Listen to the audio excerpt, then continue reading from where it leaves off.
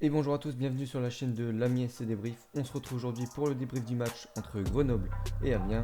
C'est parti.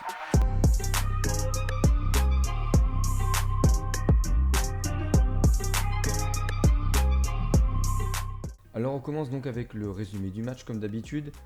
Un match qui a eu lieu sur une pelouse catastrophique. Ça c'est un petit peu honteux pour un club qui aspire à monter en Ligue 1. Voilà, c'était presque de la boue par endroits. Donc forcément techniquement ça n'a pas été un match très glorieux et bon on sait avec Amiens il n'y a jamais énormément de spectacles donc ça n'a pas aidé. Un match où il y a eu finalement assez peu d'occasions. Voilà, on a eu deux occasions pour Grenoble en première période avec une frappe bien arrêtée par Gertner. Puis une reprise un petit peu du bout du pied qui passe juste à côté des buts du portier amiénois. Alors, je ne sais pas trop s'il touche le ballon, en tout cas sur les images, c'était pas très clair. Mais en tout cas, c'est les deux occasions de Grenoble en première période. Et puis nous, on aura cette reprise d'Alexis Blin qui passera juste à côté des buts du portier de Grenoble sur un super centre très bien travaillé de la part d'Alphonse. Et malheureusement, la reprise passera à côté parce qu'Alexis tire de son mauvais pied.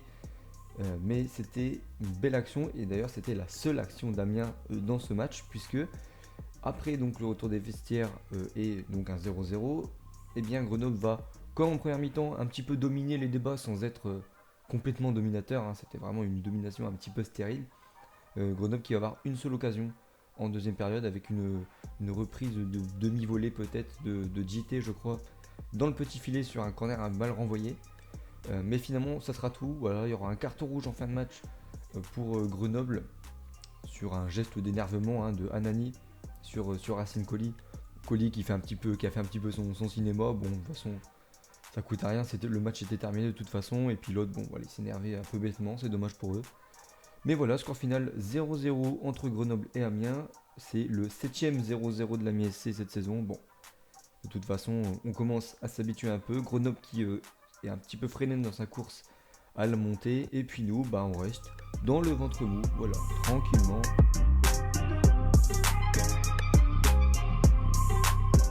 On passe maintenant aux deux constats. Le premier constat, c'est qu'en fait, on est une équipe chiante à jouer. Mais que nous aussi, en fait, toutes les équipes nous sont chiantes à jouer.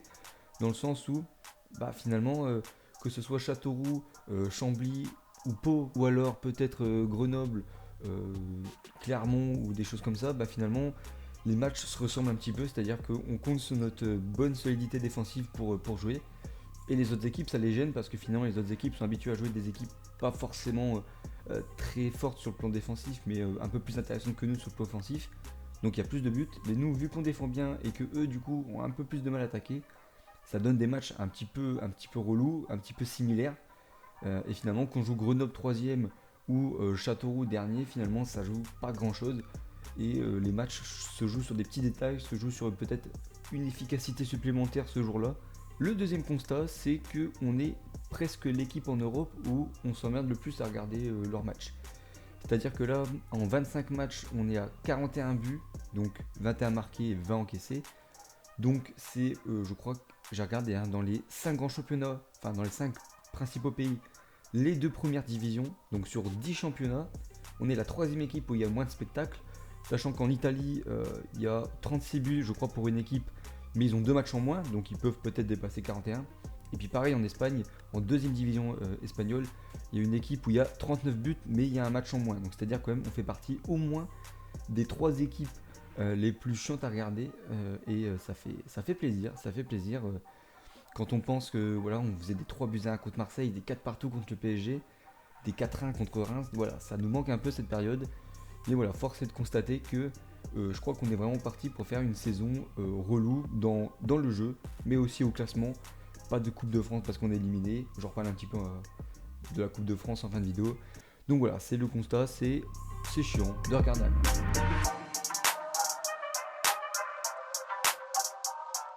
Alors on passe aux notes maintenant. Alors j'ai distingué 3 flops et 3 tops, sachant que pour les flops, je vous avoue que j'ai mis un petit peu par défaut parce qu'il n'y a pas eu de joueurs vraiment catastrophiques comme il y aurait pu en avoir comme par exemple contre Pau. Le premier que j'ai mis c'est Mendoza, aligné dans une attaque à 2 avec OD. Bah, ça aurait pu faire quelque chose d'intéressant, un joueur technique avec un pur avant-centre. Et finalement, bon, alors il a été généreux dans les efforts défensifs, mais offensivement, il était invisible, hein. Franchement, je sais même pas s'il est rentré une fois dans la surface pour X raisons. Donc, c'est dommage pour Mendoza qui fait partie de nos deux joueurs techniques avec Luzamba et qui aujourd'hui n'a pas apporté grand chose. Je lui mets un 4 sur 10. Le deuxième, bah, c'est OD, qui est un petit peu victime de l'inefficacité offensive de la MSC. Bah voilà, il était peu en vue, hein, avec aucune occasion à se mettre sous la dent. Voilà, il a fait quelques décrochages pour essayer d'apporter quelque chose, mais ça n'a pas suffi. Des fois, il était un petit peu excentré sur les côtés pour avoir des ballons, parce qu'avec la compo, on avait juste un latéral sur le côté, sinon on n'avait personne. Mais malheureusement, bah, ça n'a pas fait grand chose non plus. Donc, comme Mendoza, je lui ai mis 4 sur 10, mais c'est vrai que bon, bah, dans l'ensemble, il ne pouvait pas y faire grand chose. Et enfin, le plus gros flop, c'est pas non plus un flop monumental. J'ai remis le moté, ça a été moins catastrophique qu'à l'accoutumée, mais il a quand même pas été terrible. Enfin, je veux dire, peu d'interventions intéressantes, des passes vers l'arrière qui sont des fois même à la limite de la dangerosité, plusieurs ballons balancés devant en mode allez vas-y OD ou Steven, démerde-toi avec ça. Et puis surtout, encore un carton jaune reçu, alors qu'il revient juste de suspension. Voilà, ça fait un peu beaucoup, donc je lui ai mis 3,5 sur 10.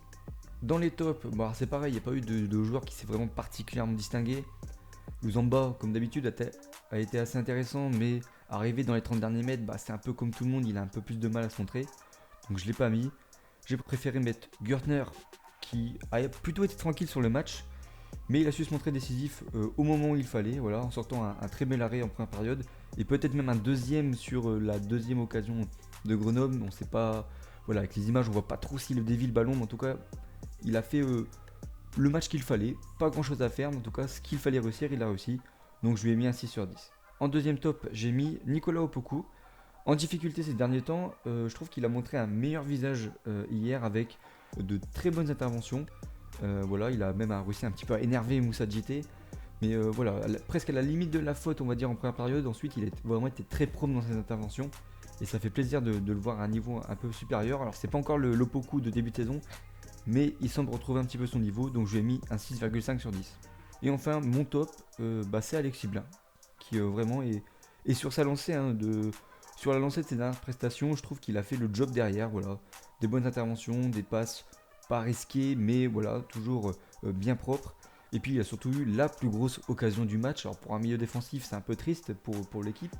Mais voilà, je trouve qu'il s'est bien projeté vers l'avant. Et d'ailleurs, il se projette même plus que certains joueurs un peu offensifs. Et voilà, il a failli marquer son troisième but en peu de temps finalement. Je trouve qu'il retrouve bien son niveau. Et voilà, il tient enfin son rang de capitaine, de meneur d'homme. J'ai mis un 7 sur 10. Donc voilà, c'est tout pour ce débrief du match Grenoble-Amiens. Alors avant de partir, on va un petit peu discuter de ce qui se passe en Coupe de France, parce que moi j'ai trouvé ça complètement honteux, hein, avec le dernier but. Alors déjà le premier but de gag, bon, déjà c'est un but de gag, mais c'est une erreur, on peut se dire que ça arrive à tout le monde.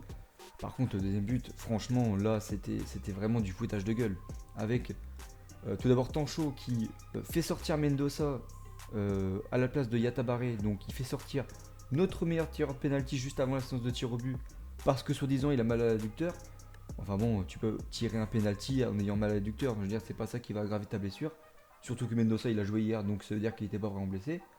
Donc déjà mauvais coaching, et il fait rentrer Yatabaré. Bon alors sur le papier tu te dis bon bah voilà, il va faire ses premières secondes, il va tirer un petit penalty. Alors déjà c'est vrai que le faire tirer un penalty alors qu'il a pas joué depuis un an et demi, ça paraissait un peu risqué aussi. Et puis finalement sur le coup franc qui a suivi, donc Yatabaré, il nous met une belle main, le mec il jouait au volleyball tranquillement. Il a cru que c'était, je sais pas, Gérard, 62 ans, myope à l'arbitrage, je ne sais pas, il pensait que ça allait pas se voir.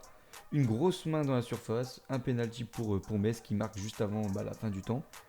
Donc une élimination en Coupe de France, donc super, un merci Yatabaré. Le mec il a pas joué depuis un an et demi, et il trouve rien de mieux à faire que de mettre une main dans la surface juste avant la fin d'un match à élimination directe.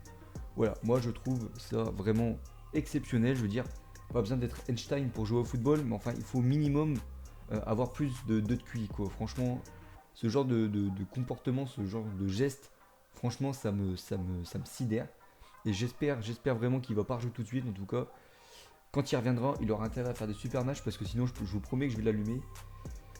Mais voilà, hein, c'est bien, il a pas joué hier, donc tant mieux parce que Yatabaré, franchement, je pense que c'est les pires débuts d'un joueur dans un club de l'histoire du football. Je pense que là, il n'y a pas de souci. Donc voilà, après ce petit coup de gueule, Eh bien, on va se quitter, on va se retrouver pour le débrief du match contre Sochaux le week-end prochain. Et en attendant la prochaine, n'oubliez pas, qui ne saute pas n'est pas Amiénois. C'est pas fini, la remise instantanée vers le point de pénalty, ballon qui traîne sur Borgo qui frappe,